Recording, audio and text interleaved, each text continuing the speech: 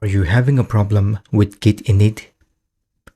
Maybe you ran it by mistake, and now your folder suddenly becomes a Git repository. Don't worry, I've got you.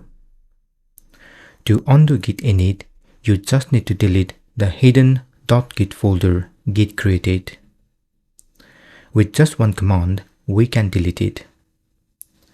I'm using VS Code, so open the terminal by clicking View, Terminal.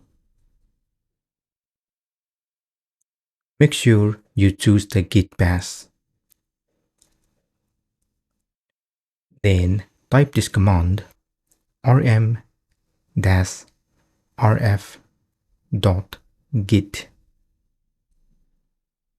That's it.